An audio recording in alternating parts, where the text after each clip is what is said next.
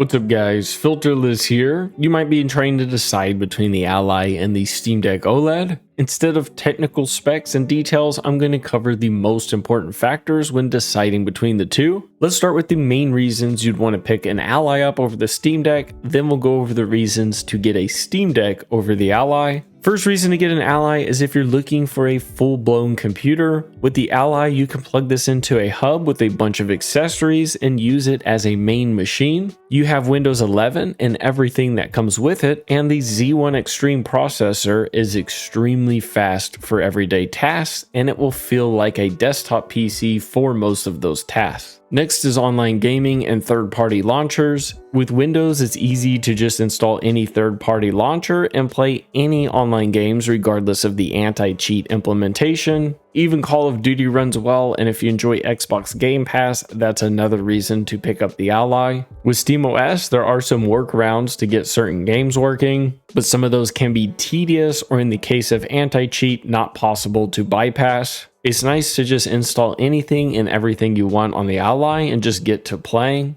The other reason I'd pick up the Ally is for raw performance. It's an absolute beast for what it is, and when combined with better sound, VRR, and a 1080p display, it really completes that gaming experience. I love the OLED display on the Steam Deck, but I would take the VRR display capabilities and the Ally screen over it any day for its sharper and smoother image. And not needing to lock the FPS or even worry about it most of the time is a huge plus. I found on the Steam Deck, you really want the FPS locked to a steady amount or you will feel the frame rate fluctuations and dips. Even with the latest AAA games, I find it's tweaking a couple settings on the Ally and you're up and running. Anything that is really demanding on the Steam Deck requires quite a bit of fine tuning to get a playable and enjoyable experience. This is just due to the lack of raw power, and it can really get in the way of enjoying some of the latest games. Now on to why you might want to choose a Steam Deck OLED. The first and one of the biggest reasons is the battery life. It's incredible how long it lasts. I'd say it rivals a Nintendo Switch, especially if capping the game to a lower FPS or even playing less demanding games. I've managed to undervolt mine by -40, which reduces the power draw even further by a small amount. It's the only system besides the Nintendo Switch where I don't feel the need to check the battery percentage or even worry about it. The next reason, which is also super important, is SteamOS. SteamOS gives you a much more console-like experience, and it's very well polished at this point. When a game works and works well on it, it's very much a just pick up and play experience. There's also much less troubleshooting of settings and weird glitches that stop the system from working.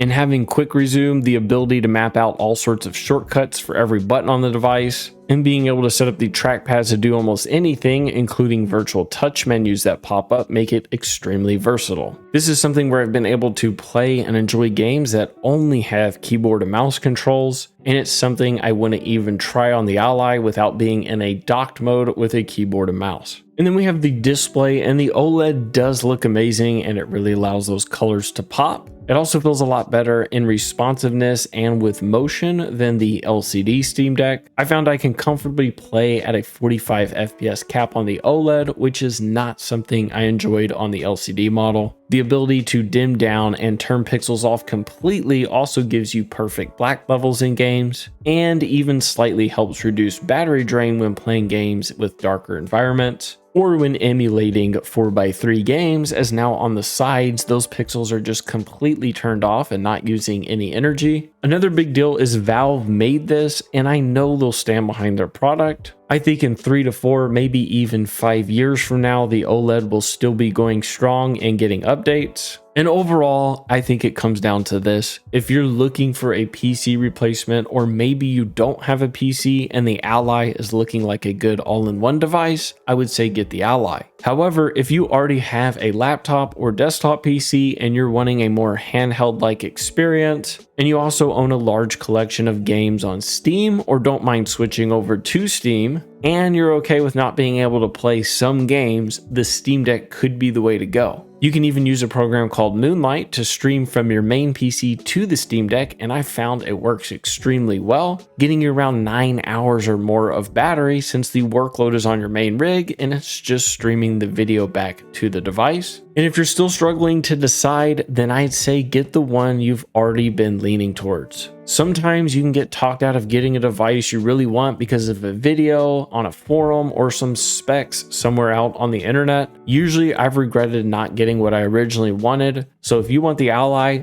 I think you should get it. And if you've been leaning towards the Steam Deck, I think you should get that. They're both awesome, and it 100% comes down to which one will be a better fit for your personal use case. I hope you all enjoyed the video, and I'll see you in the next one. Peace.